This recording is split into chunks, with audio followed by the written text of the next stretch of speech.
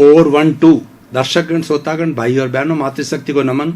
Channel 24+ news के खास विशेष मनमोहक प्रोग्राम में आपका हार्दिक स्वागत है। सत्कार पुनरुत्थान का अर्थ होता है पुनर्जागरण, अवनति से उन्नति की ओर जाना, गिरकर के ऊपर की ओर उठना, व्यक्तित्व विकास करना, अपनी उन्नति करना, सर्वांगीण विकास करना पुनरुत्थान कार्यक्रम का जो हमारा लक्ष्य है। और साथ साथ के अंदर हमारी भारतीय संस्कृति के जो मूल्य गिर गए उन मूल्यों की पुनर्स्थापना करना पुनरुत्थान का उद्देश्य। पुनरुत्थान का उद्देश्य है कि व्यक्ति बदले, व्यक्ति को सही दिशा और सही दृष्टि मिले, सही सोच मिले, व्यक्ति के नकारात्मक भाव हट करके सकारात्मक भावों में परिवर्तन हो। यही पुनरुत्थान कार्यक्रम का उद्देश्य है।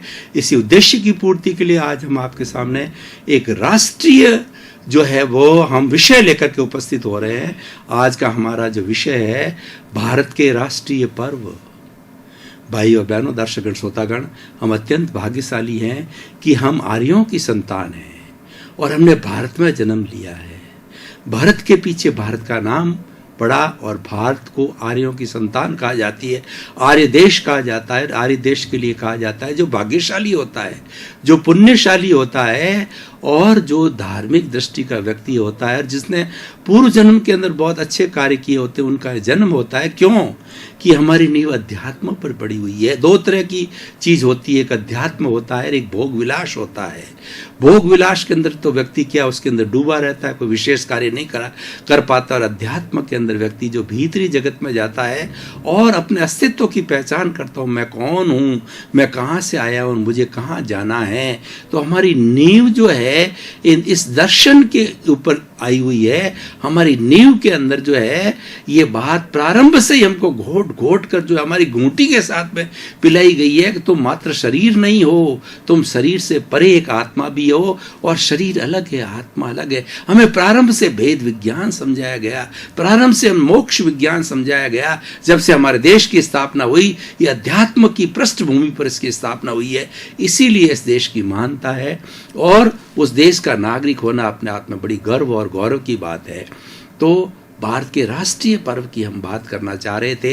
तो राष्ट्र अगर आजाद होगा तभी तो पर्व मनाएगा। कोई एक दास, एक गुलाम क्या पर्व मना सकता है? हमने पिछले 200 वर्षों तक जो है वो अंग्रेजों की दासता भुगती। हमको इंडियन डॉग्स कहा जाता था, हमारी इंसल्ट किया जाता था और हमको अंग्रेजी शिक्षा में सिर्फ क्लर्क बन सके ऐसी शिक्षा दी जाती। ऊंचे पदों पर हमको स्थान नहीं दिया जाता था, हमको काले कहा जाता था। श्वेत और अश्वेत का भेद था और इस भेद के वशीभूत होकर के साउथ अफ्रीका के जब हमारे पूजनीय महात्मा गांधी गए तो उनको बैरिस्टर बन करके गए तो उनके साथ में इंसल्ट की गई है और उनके पास में फर्स्ट क्लास का टिकट होते हुए भी टीटी ने उनको चलती ट्रेन के अंदर धक्का दे दिया। यह कहकर मात्र उसके पीछे उसका दृष्टिकोण यही था कि यह अश्वेत है और वो श्वेत है। तो इस तरीके की जब भावना थी तो उन्होंने बहुत इंसल्ट फील की और उसके बाद ही जब देश के अंदर आए तो उन्होंने जो है आज़ादी का बिगुल बजाया और बिगुल बजा करके और देश को जो है अहिंसा के आधार पर भारत छोड़ो आंदोलन और जो है वो हमारा नमक तोड़ो आंदोलन और जो कई तरह के आंदोलन करके और उन्होंने देश को आज़ाद किया। सारी जनता उसके साथ में रही, बहुत सी कुर्बानियाँ दी गई और हम झंडे के नीचे कुर्बान हुए और हमें देश को आज़ादी मिली। देश को जब आज़ाद हुए तब आज़ाद होने के बाद में हमारे राष्ट्रीय पर्व हम मनाने लगे। पहले हम किसका पर्व मनाए? हम गुलाम थे। गुलाम क्या पर्व मना सकता है? तो हम हमारे भारत के दो बड़े राष्ट्रीय पर्व है। एक पर्व है 15 अगस्त है, जिसको 15 अगस्त 1947 को देश आज़ाद हुआ। लगभग 200 वर्षों की दास्ता के बाद में जो है हम अंग्रेजों भारत छोड़ दो और हम अंग्रेजों को मजबूर कर दिया हमने, अंग्रेज यहाँ से चले गए और हमको एक स्वतंत्र देश के रूप के अंदर हमको जो है वो एक डिक्लेयर किया गया। और 15 अगस्त 1947 को प्रथम बार जो भारत का झंडा लाल किले पर जो फहराया गया और हम देश आज़ाद हुए और 15 अगस्त 1947 हमारा देश का राष्ट्रीय पर्व हुआ। और उसे लगातार 70 से अधिक वर्षों से 72 वर्ष हो गए। 72 वर्षों से हम इसको 71 वर्ष पूरे हो गए तो उन्होंने बराबर रेगुलर राष्ट्रीय पर्व को मनाते आ रहे हैं। और दूसरा क्या है कि हम आज़ाद तो हो गए, लेकिन आज़ादी को कैसे बरकरार रखा जाए उसके लिए हमारी एक समिति बनी, संविधान निर्माण समिति। उसके अंदर बाबा साहब अम्बेडकर और बहुत से बड़े बड़े विद्वान लोग जो है उसके अनुभवी लोग उसके सदस्य थे, और उन्होंने भारतीय संविधान को एक रूप दिया। और हम जो है वो एक लोकतंत्र के देश, विश्व के सबसे बड़े लोकतंत्र प्रजातंत्र के रूप के अंदर प्रकट हुए, और ये सेक्युलर हमारा कॉन्स्टिट्यूशन बना, यानी हमारा धर्मनिरपेक्ष राष्ट्र डिक्लेयर किया गया। क्यों कि भारतवर्ष के अंदर बहुत सी तरह की संस्कृतियां, जब से हम गुलामी सहते आए हैं, जो हम शक और हूण के बाद में जिनके हमारे हमले हुए, शक आए, हूण आए, खिलजी आए, मुगल आए, उसके बाद के अंदर डच आए, उसके बाद के अंदर बहुत से अंग्रेज आए, तो उन सब की विभिन्न विभिन्न जो संस्कृतियां भारत के अंदर जो है वो भारत के अंदर व्यापार करने के लिए आई थी, भारत को देखने के लिए आई थी। लेकिन यहाँ पर हमारी कमजोरी थी, हम आपस में लड़ते थे, छोटी छोटी रियासतें थी, हम बहुत मजबूत थे, हम बहुत जुंझारू थे, हम बहुत लड़ने वाले थे, हमारी जो यह शासन की व्यवस्था बहुत लड़ाकू थे, राजा बड़े लड़ने वाले थे, वीर पुरुष थे, लेकिन उनके अंदर कमजोरी थी कि वो आपस में लड़ते थे। इस कारण से डिवाइड एंड रूल की पॉलिसी को सब ने फॉलो किया, और उत्तरोत्तर हम जो है गुलाम बने रहे। और लेकिन हमने जो 15 अगस्त 1947 को देश की जो गुलामी, उसकी जंजीरों को तोड़ा और हम आज़ाद हुए। आज़ाद तो हो गए, लेकिन हमारी आज़ादी बरकरार कैसे रहे, इसके लिए संविधान का निर्माण किया गया, उसके अंदर कुछ नियमावली बनाई गई, उसके अंदर अध्यादेश रखे गए कि किस तरीके से हमारे देश के अंदर जो है सभी लोग मिलकर के, सभी संस्कृतियां, सभी धर्मों के लोग रह करके मिलजुल कर आराम से रह सके।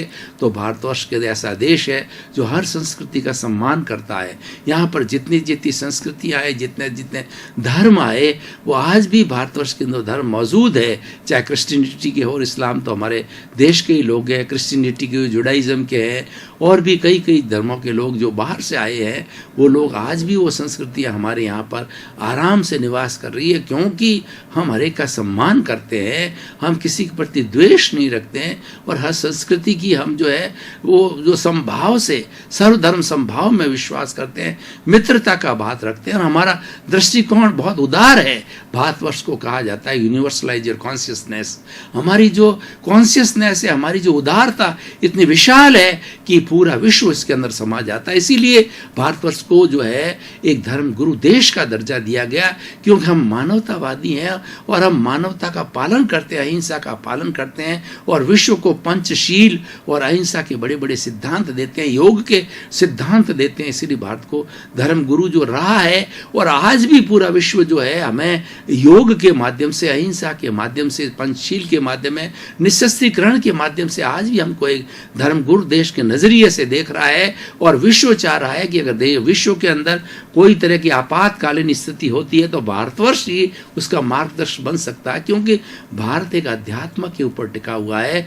भारत की सारी फिलॉसफी है वो आध्यात्मिक फिलॉसफी है, वो मित्रता की फिलॉसफी है, भाईचारे की फिलॉसफी है, त्याग की फिलॉसफी है, और दूसरा क्या, सद्भाव की संस्कृति है। जो सद्भाव रखने वाला है, जो अध्यात्म व्यक्ति होता है, वो किसी का बुरा नहीं चाहता है, और वो एक तराजू के रूप में, न्याय के रूप में रहता। हमेशा हिंदुस्तान ने सबके साथ न्याय किया, न्याय के पक्ष में होता है। सत्यमेव जयते हमारा फॉर्मूला है, हमारा उद्घोष है कि सत्य की जीत होती है। और सत्य की जब जीत कब होती है, जो व्यक्ति सही दिशा में होता है, हमारी दृष्टि सही है, हमारी सोच सही है। इसी कारण से जो है लोग आज भी हमें एक धर्म गुरु देश के रूप में नजरिए से देखते हैं, और भविष्य में भी रहेगा।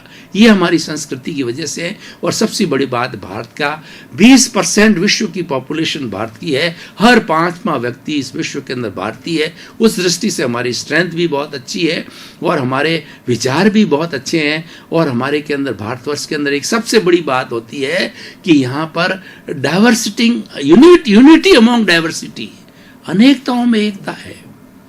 देखिए भारतवर्ष में कितने धर्म है, कितने विचार है, कितने आइडियोलॉजी है, कितने पर्व है, कितनी संस्कृति है, और कितनी कितनी अलग अलग बिखराव है, कितने रंगों का भारत है। लेकिन जहाँ तिरंगे की बात आती, राष्ट्र एकता की बात होती, हम सब एक हो जाते। हमने ऐसे बहुत से उदाहरण देखे हैं, जब भारत पर जो है पाकिस्तान का हमला हुआ, भारत पर चीन का हमला हुआ, और लाल बहादुर शास्त्री जैसे महान जो है प्रधानमंत्री ने हम जय जवान जय किसान, देश संकट में है, तो देश के लोगों ने उनके जो है पैरों के अंदर सोने के ढेर लगा दिए कि हमारा तन मन धन सब आपको हम जो है अर्पित है, क्योंकि अगर देश है तो हम हैं। तो और ऐसे महान पुरुष जो हमारे यहाँ आए हुए, जो त्यागी पुरुष है, जो कि निष्प्रिय है, तो उन्होंने वास्तव के युद्ध की विजय की, क्योंकि उनको देश के प्रति लगाव था, उनका कोई व्यक्तिगत लगाव नहीं था, और उनका दृष्टिकोण बहुत उदार था। उसी कारण से हम जीत पाए हैं। तो भाई और बहनों, दर्शकगण, श्रोतागण, कि हमारा कॉन्स्टिट्यूशन बना और 26 जनवरी को ये कॉन्स्टिट्यूशन लागू किया। इसीलिए इसी गणतंत्रता दिवस, एक तो स्वतंत्रता दिवस 15 अगस्त है, दूसरा हमारा गणतंत्र, हम एक रिपब्लिक कंट्री के रूप के अंदर विश्व के सामने उभरे। और वो रिपब्लिक कंट्री कैसा कि लोग आज हमारे कॉन्स्टिट्यूशन की कॉपी करते हैं, उसको रोल मॉडल बनाते हैं, मानते हैं, और वो भारत के कॉन्स्टिट्यूशन को अपने देश में लागू करना चाहते हैं, क्योंकि एक आइडियल है। इसके अंदर जो भावना, सर्वोदय की भावना भरी गई है, अंत्योदय की भावना भरी गई है कि भारत के हर नागरिक का, छोटा हो चाहे बड़ा हो, वो उसका देश का वो नागरिक है। हर एक को उसको जो है उसकी प्रगति का उसको चांस मिलना चाहिए। ना कोई छोटा है ना बड़ा है। हम आत्म तुला पर सबको सोचते हैं, जैसे कि हमारी जितनी भी शुद्ध आत्मा है 84 लाख जीवा योनि की एक होती है, उसमें कोई फर्क नहीं होता है। उसी तरीके से हम बाह्य दृष्टिकोण से देखें तो हर व्यक्ति समान है और हर व्यक्ति को चांस मिलना चाहिए उसकी जो है। हम हर एक को, हम किसी जातिवाद में विश्वास नहीं करते, हम भाईचारे में विश्वास करते हैं, हम प्रेम में विश्वास करते हैं। इसी कारण से हर एक व्यक्ति का जो है यहाँ सर्वोदय होना चाहिए, अंत्योदय होना चाहिए। जो भारत का लास्ट व्यक्ति, रूट जो रूट कॉज के अंदर व्यक्ति है, हमें उस रूट तक जाना है और रूट वाला व्यक्ति का विकास करना है। जो सबसे नीचा व्यक्ति है और जो अभावग्रस्त है, उसका हमें विकास करना, ये भारत की अंत्योदय योजना है। तो इस तरीके से हमारा ये स्वतंत्रता दिवस मना, तो भाई और बहनों, ये राष्ट्रीय पर्व कहलाए। वैसे तो देखिए, भारतवर्ष तो पर्वों का देश है, भारत रंगों का देश है, और भारत के अंदर जो है वो 33 करोड़ देवी देवता निवास करते हैं। अब देखिए, जिस वक्त देश आजाद हुआ था 33 करोड़ की आबादी थी, और 33 करोड़ ही देव हिंदुस्तान के अंदर माने जाते हैं। और ऐसा माना जाता है, देखिए भारत की संस्कृति कितनी महान है कि हमारे सभी धार्मिक ग्रंथ कहते हैं कि जो हमारी गाय माता है, वो गाय माता के उदर के अंदर 33 करोड़ देवता निवास करते हैं। इस कारण वो इतनी पवित्र है कि उसके शरीर का कोई भी चीज दूषित नहीं है, उसका मल मूत्र पूजनीय होता है। और जो हमारी मुख्य पूजा का कार्य होता है, वहां पर गोबर का उपयोग किया जाता है, और जो है वो गाय के मूत्र के छिटके लगाए जाते हैं। ऐसा महान देश है। और उस देश के अंदर जो बाहर के लोग आते हैं और वो ये यहाँ के लिए लिखते हैं, यहाँ पर बहुत ह्वेनसांग आए और बहुत से चीनी यात्री आए, उन्होंने पूरा इतिहास लिखा। भारतवर्ष का हर गली गली के अंदर गांव है, हर घर गली गली के अंदर जो है मंदिर है, ये मंदिरों का देश कहलाता है। यहाँ पत्थर भी पूजे जाते हैं। यहाँ पर जो जितनी भी प्राकृतिक चीजें हैं, जो पृथ्वी जल अग्नि वायु आकाश, सबके जो है वो उनके हर एक के अलग अलग देवता है, उन देवताओं की पूजा होती है, उन्हें पूजने के, यानी हम सम्मान में विश्वास करते हैं। हमारा कोई भी यहाँ अहंकार, यहाँ व्यक्ति अहंकार को स्थान नहीं है। यहाँ देश महान है और व्यक्ति उसकी इकाई है, ये माना जाता है। तो भाई और बहनों, दर्शकगण, श्रोतागण, हम दोनों इस राष्ट्रीय पर्वों की बात करेंगे और इस राष्ट्रीय पर्वों से हम क्या ग्रहण करना है वो बताना चाहेंगे। 15 अगस्त का जब आता है और तिरंगा झंडा पे फहराया जाता है और राष्ट्रपति दूसरा प्रधानमंत्री जब उद्बोधन जोशीला भाषण देते हैं, तो वो भाषण एकता का भाषण होता है, वो सर्वोदय का भाषण होता है और सभी वर्गों के लिए कुछ न कुछ सुविधाएं देने का होता है। क्यों कि सरकार का काम होता है लॉ एंड ऑर्डर, कि भारतवर्ष के अंदर जितने भी नागरिक है वो सब आराम से रहे, अपने परिवार, हमारे यहाँ परिवार व्यवस्था है, हमारे यहाँ पर कोई तानाशाही नहीं है, हर एक को अपना परिवार रखने की व्यवस्था है। और हमारा परिवार भी कितना सुंदर व्यवस्था है। एक व्यक्ति स्वदार संतोष, एक पति एक पत्नी से खुश रहेगा और एक पत्नी एक पति से खुश होगी, जिसको स्वदार संतोष कहा जाता है। कितनी सुंदर व्यवस्था है। जब व्यक्ति एक से संतुष्ट हो जाता है उसकी दृष्टि कभी नहीं बिगड़ेगी। हिंदुस्तान के अंदर मान्यता है कि एक मेरी पत्नी को छोड़ करके, और इस विश्व की, हम तो सिर्फ भारत की बात नहीं करते हैं, इस विश्व की जितनी नारियां अगर छोटी है तो मेरी बेटी के समान, और मेरी उम्र के बराबर है तो मेरी बहन के समान है, और मेरी उम्र से बड़ी है वो माँ के समान है, और उससे भी ज़्यादा बड़ी है तो दादी नानी के लिए वो सम्मानी होती है। कितना सुंदर कॉन्सेप्ट है, कितना बड़ा सम्मान है। जब ये वासना की बात समाप्त हो जाती है तो व्यक्ति के दूषित विचार आने का जो सबसे बड़ा उद्गम स्थल ये वासना है। ये वासना घुसने के बाद के अंदर व्यक्ति के अंदर बहुत बहुत दूषित नकारात्मक भाव आते हैं। तो हम तो हमेशा सकारात्मक रहे हैं और हमें भाव शुद्धि पर जोर दिया। हम ईश्वर में विश्वास करते हैं और ईश्वर ऐसा एक पवित्र व्यक्ति होता है, पवित्र शक्ति है कि वो स्थापित हो जाती है। तो उसके बाद के अंदर गंदगी ईश्वर को प्रिय नहीं है।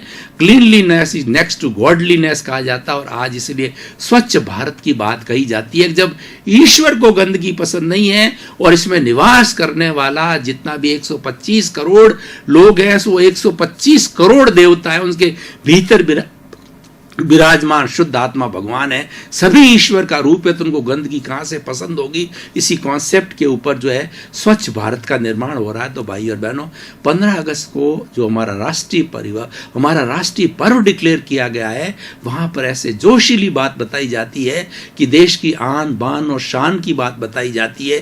पूरा दिन जो है हमारे तिरंगे को सुरक्षित, तिरंगा हमें कैसे प्राप्त हुआ, किन किन लोगों ने क्या क्या बलिदान दिया। सुबह प्रातः काल होते ही रात्रि तक, रात के 10 बजे 12 बजे तक राष्ट्रगान होते हैं।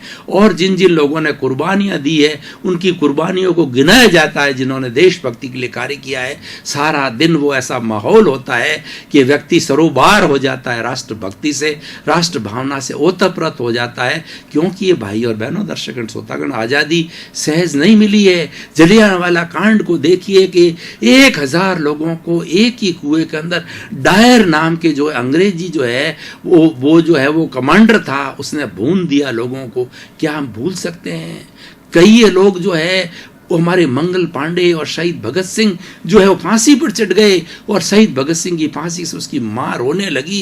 तो लोगों ने पूछा कि आपका बच्चा तो शहीद हुआ, आप क्यों रो रही हो? उसने क्या जवाब दिया भाइयों? उसने कहा मैं रो इसलिए रही हूं, मुझे एक बेटा भगत सिंह मिलता, अगर इस तरीके से 10 बेटे मिलते तो देश के लिए कुर्बान करती। तो उसी खुशी के मेरे आंसू हैं कि और मिलते तो और कुर्बान करती। देश के लिए कितने कितने लोगों ने कितना कितना कुर्बान किया है और क्या क्या कुर्बानियां की। आप पूरा इतिहास भारत की आजादी का पढ़े तो आपके रोंगटे खड़े हो जाएंगे और आप में देशभक्ति जागृत हो। देशभक्ति 15 अगस्त को राष्ट्रीय पर्व को बताई जाती है कि इतने कठिन परिश्रम के बाद में इतने लोगों के जो है कष्ट कितने शारीरिक कष्ट से कितने कितने जेलों के अंदर लोग गए। हमारी बहनें जेलों के अंदर गई, कितनी कितनी यातनाएं झेलनी पड़ी, कितने कोड़े हमारे पर बरसाए गए, और कितनी हमारी जो महिला वर्ग है उनको जो है जेल के अंदर। आप 1857 का गदर देखिए, 1957 का गदर का पढ़िए तो आपको लगेगा कितनी शौर्य वीर्य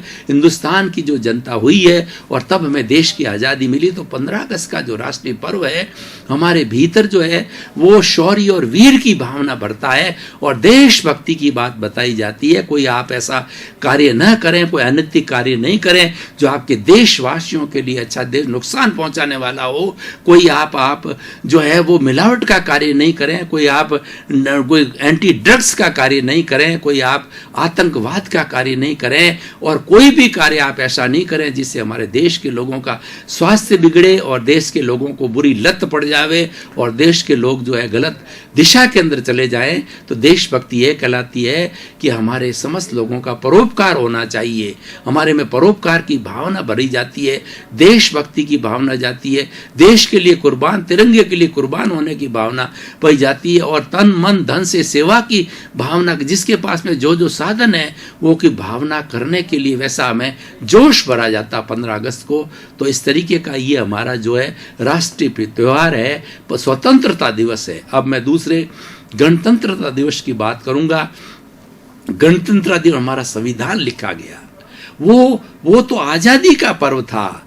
जो हमारा जो 15 अगस्त आज़ादी का पर्व है, आज़ादी की बातें जोश दिलाई जाती देश के लिए, और गणतंत्र दिवस एक व्यवस्था का है, गणतंत्र रिपब्लिक बना, उस रिपब्लिक के अंदर जो है सबको समान अधिकार दिए गए। इसीलिए वहां पर जो है जो गणतंत्रता दिवस के अंदर राष्ट्रपति हमें अभिभाषण देते हैं और राष्ट्रपति हमें ये प्रेरणा देते हैं कि हमारा देश अविभक्त इकाई है और उसके अंदर हमारे देश के लोगों को एक सर्वोदय की भावना से रहना चाहिए। दर्शकगण, श्रोतागण, भाई और बहनों, आपका बहुत बहुत धन्यवाद। आप पुनरुत्थान कार्यक्रम को देखते रहिए। पुनरुत्थान कार्यक्रम देशभक्ति की बात करता है, देश के उत्थान की बात करता है, भाईचारे की बात करता है, प्रेम की बात करती है, सौहार्द की बात करता है, मानवीय मूल्यों की बात करता है और हमारी प्रतिष्ठा, जो मूल्यों की प्रतिष्ठा गिर गई उसको उठाने की बात करता है। और आप कर रहे हैं, आप देख रहे हैं। आप पुनरुत्थान कार्यक्रम की आत्मा और सभी को आप प्रेरणा दीजिए। पुनरुत्थान कार्यक्रम में अच्छे अच्छे एपिसोड्स दिखाए जाते हैं। इसी क्रम में आपका जीवन आनंदमय हो, मंगलमय हो, सुखमय हो, प्रेममय हो और आप खूब समाज का परोपकार करके अपने जीवन को धन्य बनाएं। आपके प्रति मंगल पाएं।